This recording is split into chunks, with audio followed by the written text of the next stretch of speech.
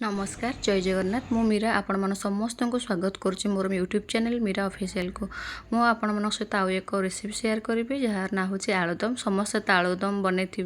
बहुत किसी मसला देकी किंतु मुझे गोटे मसला बहुत सुआदी आलुदमटा बनई आपण मन सहित प्रथम शेयर कर दूसरी रेसिपीटा मु कौन करना 4टा आलू नहीं आलू को भलसे चोपा छड़े देती कौन कर मझे 2 फाड़ लेखा करके काटिकी आलू को प्रेसर दे देती 2टा सीटी देती कहीं सीटी 2टा देला सांगे सांगे ताको प्रेसर खोली देछि कहीं बेसी सीझीगले आलूटा भाजी हेबना जेहेतु मुझे फ्राए करी आ बहुत डीप फ्राए करी जेहेतु से टिके टाण रहा फ्राए करने सुविधा आ कड़े लगे ना मुझे कौन कर तेल गरम करके आलूटा को छाणी देछि आलू छाणी बहुत सुंदर भाव में देखिपे कलरटा बढ़िया देखा जेहेतु ये कलरटा को पूरा ब्राउनी ब्राउनी रखी कहीं आलुदमटा बहुत रेडी से आसो बहुत भल लगे। तो प्रथम कौन कर मुझे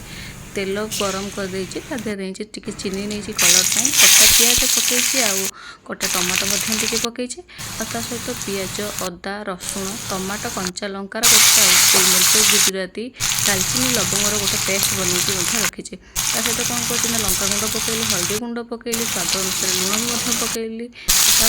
टिके भाजी कषि हो गला मुझे पेस्टा बनई रखी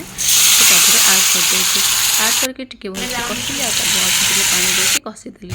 कषिला केवल मैगी मसला मुझे आउ कौन मसला कौन मैगी मसला सब प्रकार मिसिक रोचे गोड़े भल कषि देती आपण मैंने देखिपे कलरटा केते सुंदर देखा घोड़े रखीदे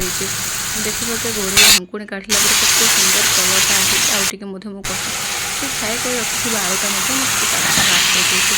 आलूटा आड कलापर भलसे कषि कषिकी आलूटा ढंकुणी हो अल्प टे पानी नहीं आलूटा आलू टे सीझार तेल तो फ्राए भल से आउ टे आलूटा सीझ और सीझे के सफ्ट हम से टेस्ट लगे आपण मैंने देखिपे आलूटा केते सुंदर देखा ट्रेल को सर्व कर देछि पियाज टमाटो कंचा लंका सहित आपण मैंने बनातु घरे बनैकी खाई मते कमेंट माध्यम कहतु केमती लगे।